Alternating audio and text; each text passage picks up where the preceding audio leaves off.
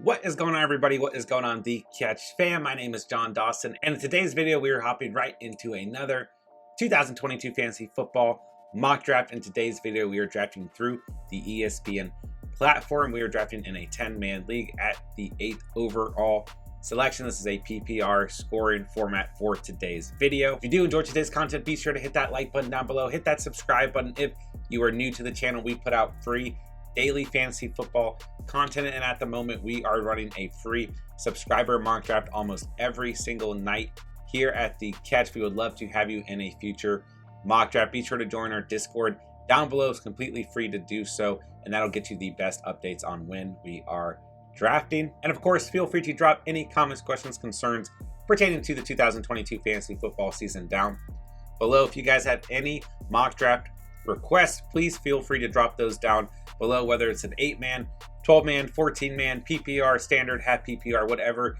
it may be. Be sure to let me know down below, and I will get that into the schedule and recorded for you as well. In today's draft, I'm going to be practicing a strategy of bouncing between the running back and the receiver position. I find that in 10 and 12-man drafts, this particular strategy is really building some really even rosters that I would be ecstatic about moving into the 2022 fantasy football season. So we'll target a running back at pick 8. If there's a receiver that we just can't pass up with the 8th overall selection, then we'll go receiver, then revert back to the running back position, go receiver, running back throughout the draft.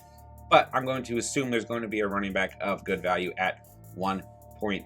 And let's take a look here. So to start the first round, we've got Jonathan Taylor, Austin Eckler, Cooper Kupp, Najee Harris, Christian McCaffrey, Alvin Kamara, and Justin Jefferson with the first 7 selections. So this is a really tough selection because, man, does Jamar Chase look like a player I want to draft right here. But we're going to stick with running back here. We're going to go Derrick Henry at 1.8. There's going to be a lot of good value throughout this draft at the receiver position. You guys know that I've been targeting Tyler Boyd as a late round receiver in a 10-man draft, maybe the last player off the board for us, but I just really like that value of Tyler Boyd in full PPR, especially in later rounds. But gosh, Jamar Chase was that was a hard decision right there. Let me know, guys.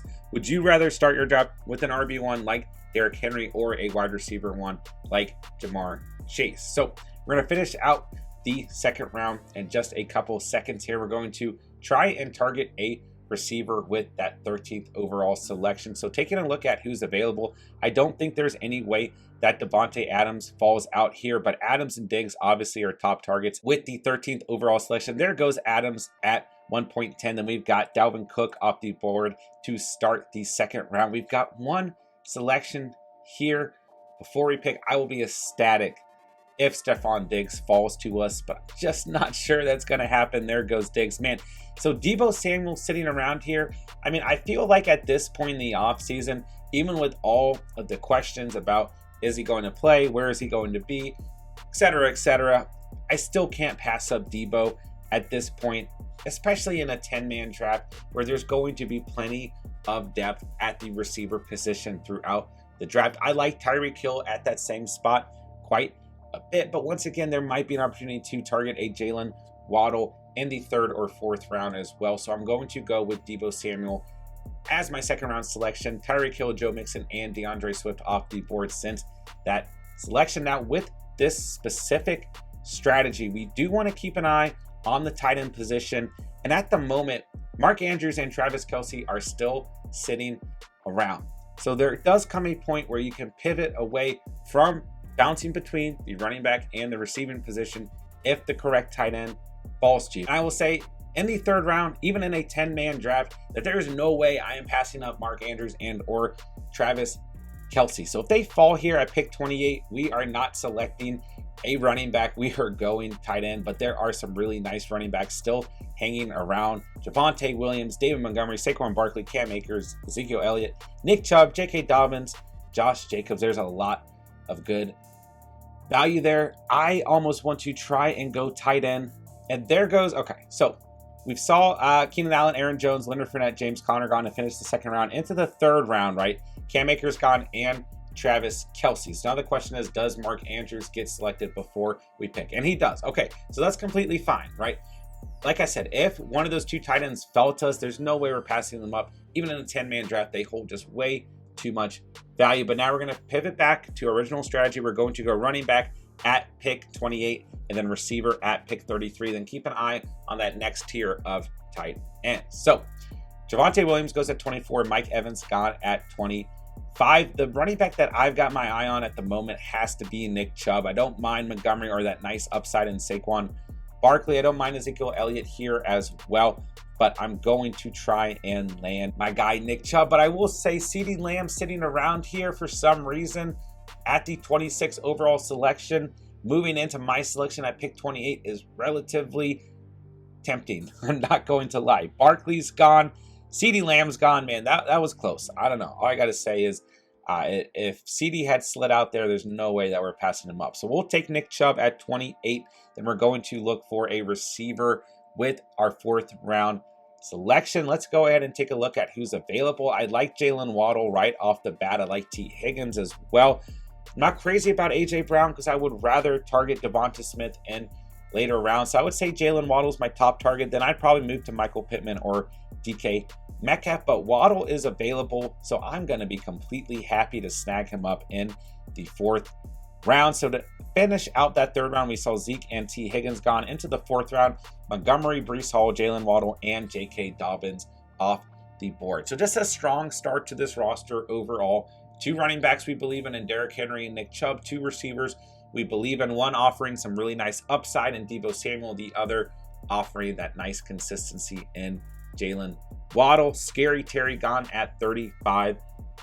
Overall, as we approach the second half of the 4th round, if you guys are enjoying the video today, make sure to hit that like button for me down below, and of course hit that subscribe button if you're new to the channel. And please let me know what you guys are thinking of today's draft so far, as well as what you guys think by the end of the draft. And like I said at the beginning of the video, if you guys have any draft requests, please let me know down below. I'd love to get those queued up and on the schedule for you guys. Of course, you can always join our free subscriber mock drafts. Join our Discord to get an update on when we are mock drafting. But at this point, it's almost every single night of the week. All right, so let's take a look here, right? This is the point where we want to take a look at some tight ends and get them queued up again, as our first quarterback is off the board in Josh Allen. So I'm going to go in and queue up.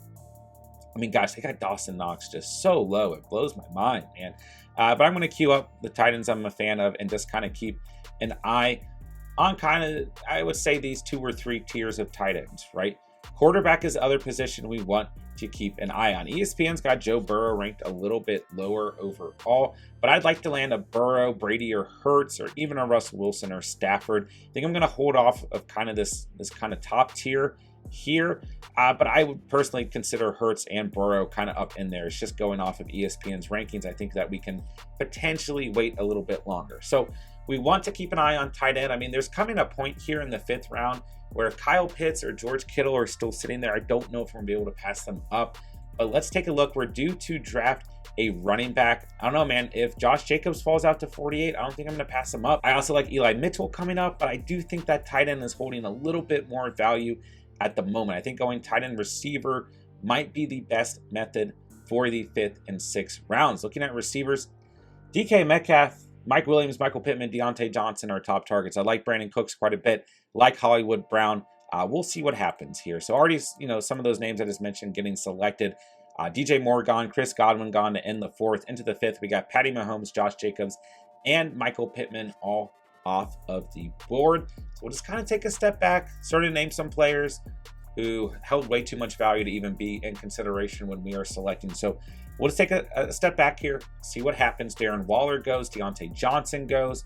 Man, there's some really good receivers available right now. Some really good receivers. Part of me is thinking about going for Mike Williams at 48 or Metcalf at 48. I mean, having either of those guys, even in a 10-man league, as our wide receiver 3, be really, really nice. But I also really like the idea of going tight end here, man. This is going to be tough. Ooh, let me know in the comments. Would you guys rather go DK Metcalf as a wide receiver 3 or Mike Williams? I like either guy, but in full PPR, I'm going to go with Metcalf. I think he's going to get a ton of targets, regardless of who the quarterback is for the Seattle Seahawks. And I got no problem taking him as a wide receiver 3. You guys know I've been high on Metcalf all offseason long. So the sacrifice there is we don't land Kyle Pitts as our tight end 1, as he's the first player selected in the 6th round. And then Justin Herbert, another nice selection gone as well. But we're going to go George Kittle, snag him up as our tight end 1. And I just think this is a really nice start to this roster as a whole.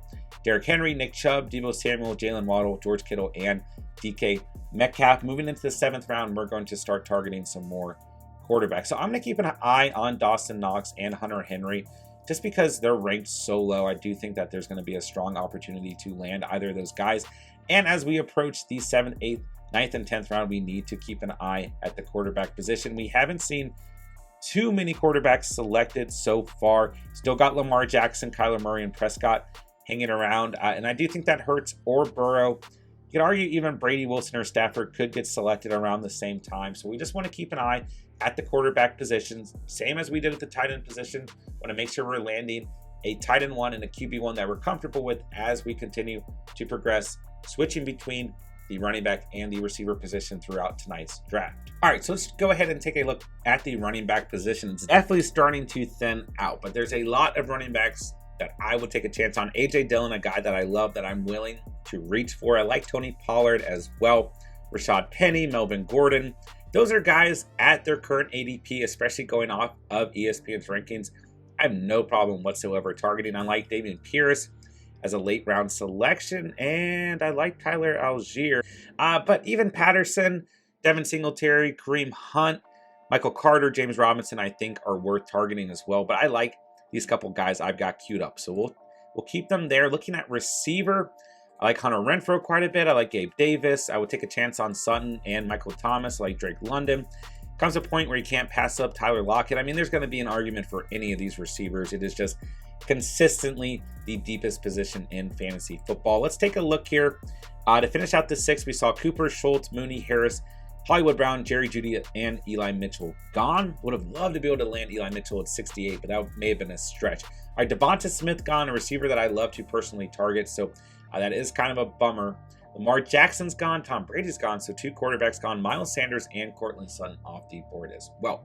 When we take a look at quarterback, man, it's still very deep overall. I mean, Kyler Murray's still hanging around, Jalen Hurts, and Joe Burrow. So I may revert back to the receiver position here because I think the highest value at the moment lies with the receiver position. I'd love to land Hunter Renfrow at 68 and then potentially go QB and just get it over with at 73. And then I think we'll be able to snag up a couple good late round running backs. I mean, I'd be ecstatic with A.J. Dillon as my RB3 behind Derrick Henry and Nick Chubb.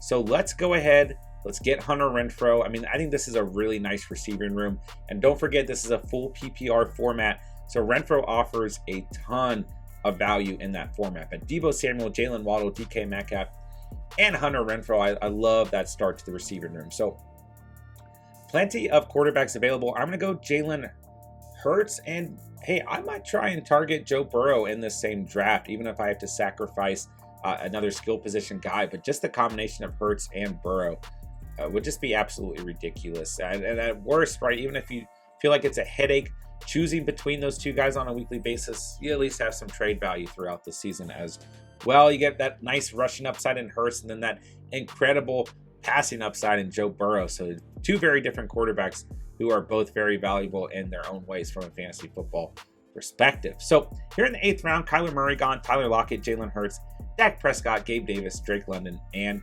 Allen Robinson. There goes CEH. Elijah Moore is gone. We got one more selection in the 8th round, and it's TJ Hawkinson. We are in to the 9th round with DeAndre Hopkins gone, Juju Smith-Schuster. I think Hopkins a nice value in the 9th round.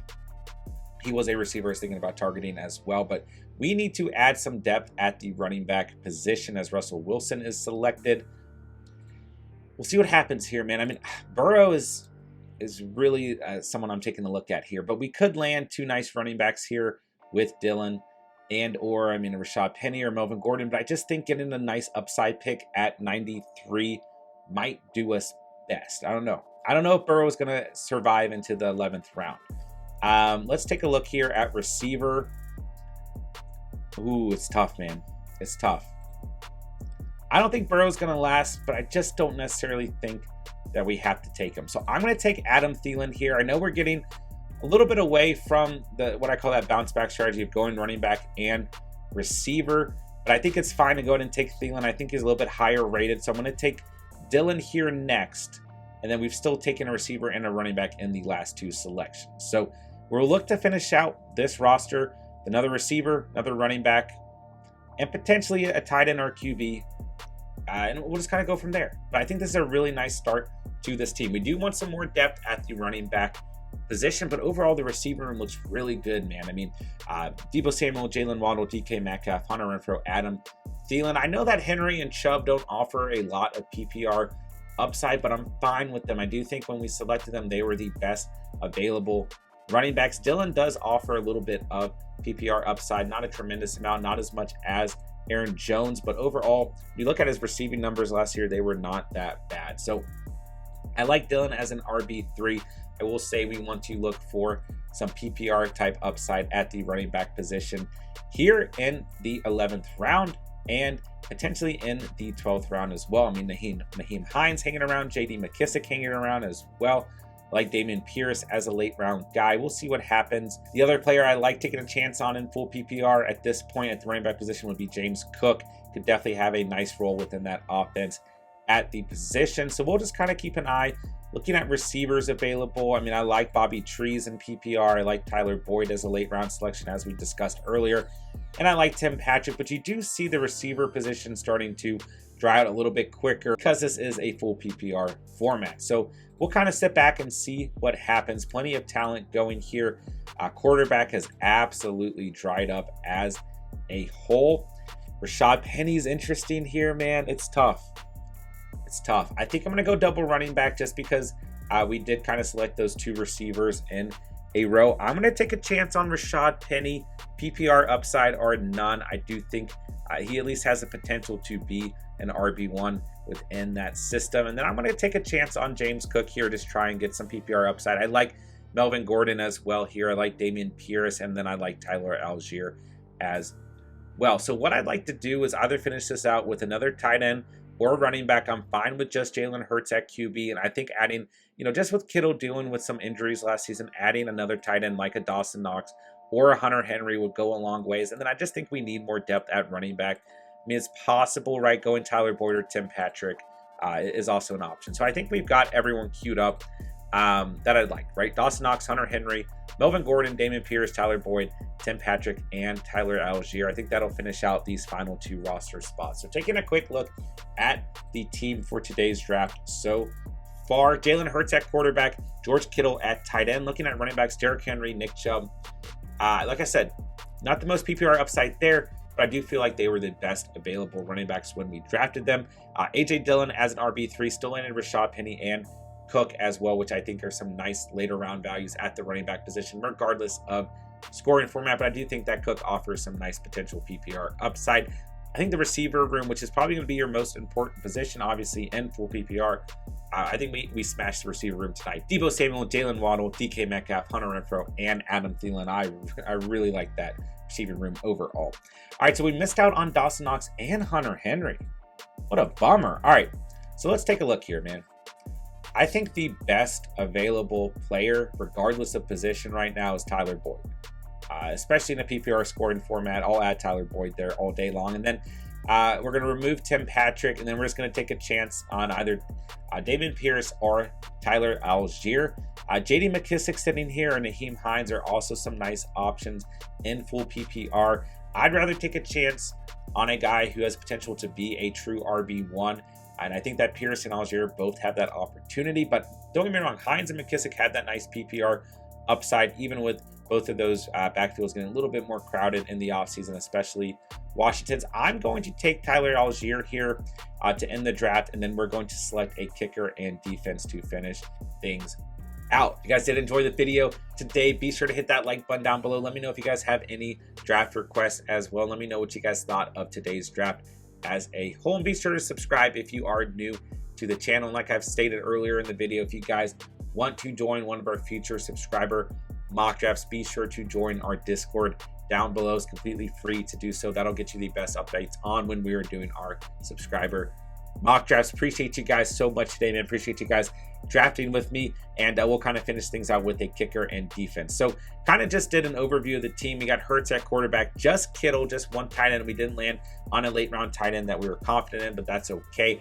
I think going into the regular season with just Kittle and Hurts at the respective positions will be completely fine. At the running back position, we ended up with Derrick Henry, Nick Chubb. We got Dylan, Penny, and Cook as some late round value, as well as Algier.